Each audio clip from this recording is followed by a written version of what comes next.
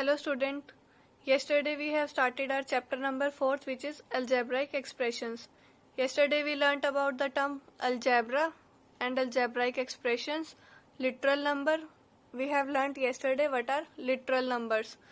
And one question was given to you as a homework, but many of students have not completed, even not tried. बस मेरे पास 2 ही बच्चों के homework आए थे, question number 4 जिन्होंने try किया, जानवी और हर्ष सिंगला का। नेक्स्ट अभी आप देखो, जो काम आपको दिया जाता है, आपके लिए दिया जाता है और वो आपको करना जरूरी है। हमें तो ये चीजें आती हैं, हम तो कर भी लेंगे और हमें तो चाहिए भी नहीं, क्योंकि पेपर सिर्फ आपको ही देने हैं, टेस्ट में मार्क्स आपके ही लगने हैं। आज हम स्टार्ट कर रहे हैं चैप्टर एक्सरसाइज 4.2, जिसमें आपको क्या क्या टर्म्स पढ़नी है, वेरिएबल और कॉन्सोनेंट्स पहचानने हैं। आपको कल मैंने बताया था वेरिएबल्स क्या होते हैं और कॉन्स्टेंट्स क्या होते हैं। जो आपके अल्फाबेट्स होते हैं ABC XYZ, कुछ भी लिखा हुआ हो, P हो, T हो, S हो, कुछ भी अल्फाबेट हो, वो आपके कहलाएंगे वेरिएबल्स। और जो आपके नंबर्स होते हैं, चाहे वो नेगेटिव में हो, रेशनल हो, कुछ भी हो, नंबर की फॉर्म में हो, वो आपके कहलाएंगे कॉन्स्टेंट्स। अगर आपको वेरिएबल और कांस्टेंट समझ में आ गए, तो कल हमने लिटरल फॉर्मूला देखा था, हमने कैसे इसको डेवलप किया था कि पेरीमीटर ऑफ स्क्वायर किसके इक्वल होता है, 4 times side of A square. तो अब आप इसमें से वेरिएबल और कांस्टेंट पहचान सकते हो। P आपका क्या है, एक अल्फाबेट मीन्स वेरिएबल। S क्या है आपका, alphabet, okay, then it is also a variable. But 4 क्या है आपका, एक नंबर, तो ये क्या कहलाएगा, कांस्टेंट। तो आपको लिखने हैं variable involve are P and S। P और S हमारे क्या है, variable, and constant in the formula is 4। जो फॉर्मूले में कांस्टेंट यूज हो रहा है वो कौन है, 4। नेक्स्ट क्वेश्चन नंबर 3 आपको बताना है, right the following in exponential form. ये आपके लिए बिल्कुल इजी काम है, क्योंकि आप चैप्टर नंबर 3 पावर्स में इसको करके आए हो। A की multiply A up to 10 times आपको मल्टीप्लाई करानी है, यानी कि बेस आपका सेम है, तो आप क्या करोगे, पावर को ऐड। और ये नंबर आपके कितने हैं, 10 टाइम। 1 + 1 + 1 आप जब करोगे 10 टाइम्स, तो आपको क्या वैल्यू मिलेगी, A की पावर 10। इसका सेकंड पार्ट देखते हैं। ये आपको एक्सपेंडेड फॉर्म में गिवन है, इसको आपको एक्सपोनेंशियल फॉर्म में कन्वर्ट करना है। ये आप चैप्टर नंबर 3 में भी करके आए हो। 7 आपके साथ कांस्टेंट है, तो कांस्टेंट को आप एक बार लिख दो। अगर यहाँ पे 2, 3 या कोई और कांस्टेंट इन्वॉल्व हो रहा था, तो हम इसकी मल्टीप्लाई करा के इसके साथ लिख देते। अगर आपने रूल ऑफ एक्सपोनेंट पढ़े हैं, आपको याद है, तो A और A आपकी लाइक टर्म्स ढूंढो पहले। A और A आपकी दोनों टर्म्स है, मल्टीप्लीकेशन है, पावर क्या है, 1 एंड 1। तो इस केस में क्या होता है, पावर ऐड हो जाती है जब आपका ऑपरेशन चल रहा हो मल्टीप्लीकेशन का और आपका बेस क्या हो, सेम। फिर आप मल्टीप्लीकेशन का साइन लगाओ, B आपका सेम है, पावर को ऐड कर दो बेसिस में। B आपका बेस यहाँ पे सेम है, तो पावर क्या हो जाएंगी, ऐड। तो इसका फाइनल आंसर क्या हो जाएगा, 7। A की पावर 2, B की पावर 2। अगर आप बीच में साइन नहीं लगा रहे, तो इसका मतलब है इसके बीच में आपका मल्टीप्लीकेशन का साइन है।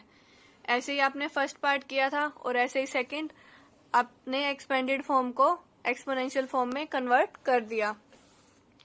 नेक्स्ट भी ऐसे ही है, 13 की मल्टीप्लाई P आपका कितने टाइम इन्वॉल्व हो रहा है, 7 टाइम, यानी कि P की पावर 7। Q कितने टाइम इन्वॉल्व हो रहा है, 12 टाइम। तो Q की पावर 1 + 1 जब आप करोगे 12 टाइम्स, तो आपको वैल्यू मिलेगी Q की पावर 12। या आप इस तरह से लिखोगे, पावर को ऐड करके दिखाओगे कैसे आपका आंसर आ रहा है। नेक्स्ट आपके पास क्वेश्चन नंबर 4, क्वेश्चन नंबर 3 का अपोजिट। इसमें आपने क्या करा था, इसको एक्सपेंडेड फॉर्म को एक्सपोनेंशियल में, और अब की बार क्या आपको एक्सपोनेंशियल फॉर्म गिवन है, इसको आपको एक्सपेंडेड फॉर्म में लिखना है। फर्स्ट पार्ट देखो, आपको गिवन है A की पावर 2 एंड B की पावर 5। अभी मैंने आपको बताया कोई साइन नहीं है, तो इसका मतलब है मल्टीप्लीकेशन। A की पावर 2 का मतलब क्या है, यहाँ से भी आप देख सकते हो, A की मल्टीप्लाई 2 टाइम, और ये आपको मैंने चैप्टर 3 में भी बताया था। B की पावर 5 का मतलब B आपका कितने टाइम्स मल्टीप्लाई होगा, 5 टाइम। तो आप इसको 5 टाइम लिख दो, सिंपल थिंग। तो आप इनको इजीली कर सकते हो। 7 की मल्टीप्लाई A को 3 टाइम लिखो, B को 4 टाइम, ऑपरेशन चलाते रहो मल्टीप्लीकेशन का। क्वेश्चन नंबर 5 में थोड़ा सा आपके लिए अलग है। इसमें आपको monomial, binomial, trinomial and quadrinomials find out करने हैं। देखते हैं हम क्या चीज होती है। पहले तो इन टर्म्स के बारे में पढ़ते हैं क्या है, उसके बाद ही तो हम पहचान पाएंगे। अलजेब्रिक एक्सप्रेशंस मैंने आपको कल के लेक्चर में बताए थे, जिसको नहीं आते वो कल वाला वीडियो देखना। फर्स्ट है आपका टर्म मोनोमियल। ऐसा अलजेब्रिक एक्सप्रेशन जिसमें सिर्फ एक ही टर्म हो उसको हम क्या बोलेंगे, मोनोमियल। तो जैसे आपका 3 लिखा हुआ है, 2x है, कोमा लगा के ये अगर सेपरेट किए हुए हैं तो ये एक ही टर्म काउंट होंगे। जैसे 5x की पावर 2y, उसके साथ मल्टीप्लाई चलते रहे कोई प्रॉब्लम नहीं। अगर एडिशन करा के आपने कुछ लिखा, जैसे यहाँ पे सपोज करो 3 के साथ आपने लिख दिया इसको 3 + x, तो प्लस लगाते ही या माइनस लगाते ही वो टर्म्स आपकी 2 काउंट होंगी एडिशन और सब्ट्रैक्शन लगने के बाद। अगर उस टर्म में आप मल्टीप्लाई कराते जा रहे हो तो आपका कोई फर्क नहीं पड़ता। जैसे आपका 2x लिखा है, इसके साथ आप मल्टीप्लाई करा दो 5y 10y², कुछ भी करा दो तो आपकी ये एक ही टर्म रहेगी। बट अगर आपने 2x के साथ लिखा प्लस करके 5y, तो ये आपकी 2 टर्म्स काउंट होंगी, फिर ये मोनोमियल नहीं रहेगा आपका, फिर ये अलग कैटेगरी में चला जाएगा, मोनोमियल नहीं रहेगा। जहां आपकी एक टर्म रहेगी वो आपका कहलाएगा मोनोमियल, और 2 टर्म इन्वॉल्व होगी प्लस के साथ या फिर माइनस ऑपरेशन के साथ, तो वो आपका कहलाएगा बाइनोमियल। और ऐसे ही जैसे 2x, एक 2x हो गया, एक y हो गया, एक 3 हो गया, तो आपकी 3 टर्म्स इन्वॉल्व हुई प्लस और माइनस साइन के साथ, तो ये आपका हो गया ट्राइनोमियल। जैसे यहाँ पे x की पावर 2 + y की पावर 2 + z की पावर 2, कोमा से सेपरेट है, एक ये टर्म और एक ये वाली टर्म, तो ये आपकी 3 टर्म्स हैं। 3 यानी कि t और t आप याद रखोगे ट्राइनोमियल। बाई मतलब 2, मोनो मतलब 1, monomial involving 1 term, binomial 2 terms, trinomial 3 terms. और जिस अलजेब्रिक एक्सप्रेशन में आपकी 4 टर्म्स इन्वॉल्व होती हैं उसको आप बोलोगे क्वाड्रिनोमियल्स। और जो बाकी बच गए 5, 6, 7 जो भी आगे टर्म्स इन्वॉल्व होती हैं उनको एक ही नाम, एक ही कैटेगरी में रखा गया, वो क्या है आपकी पॉलिनोमियल।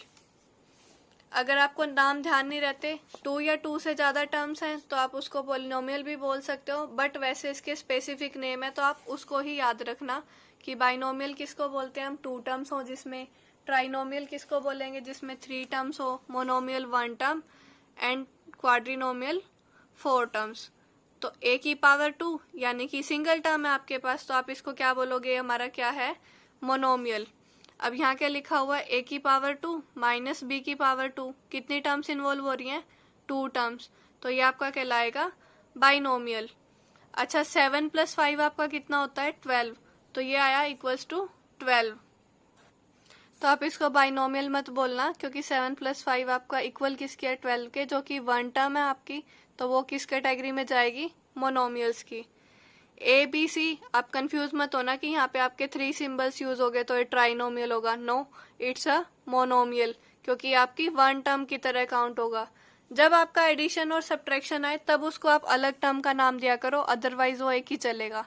जैसे यहाँ पे 3x, यहाँ पे 2 + 5 है ना, इसको देखो एक बार आप, तो हम तो इंटीजर्स पढ़ के आए हैं ना, 3x को आप एज इट इज लिखो, -2 + 5 की वैल्यू क्या हो जाएगी, -2 + 5 आपने इंटीजर्स में खूब सोल्व किया है, क्या हो जाएगा, साइन अपोजिट है तो नंबर सब्ट्रैक्ट होंगे, 5 - 2 3 और साइन प्लस का, तो ये क्या हो गया 3x + 3, तो एक टर्म हुई आपकी 3x और एक टर्म हुई आपकी 3, तो ये किस कैटेगरी में आ जाएगा आपका, बाइनोमियल की कैटेगरी में।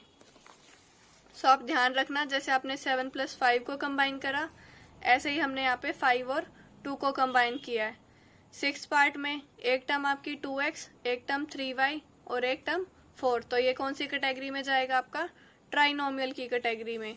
ये भी ट्राइनोमियल, और यहाँ देखो आप, x की पावर 3 एक टर्म, y की पावर 3 अलग टर्म, z की पावर 3 अलग और 3xyz अलग, क्योंकि सबके बीच में साइन क्या है, प्लस का, तो ये आपका कौन सी कैटेगरी में जाएगा, क्वाड्रिनोमियल्स में।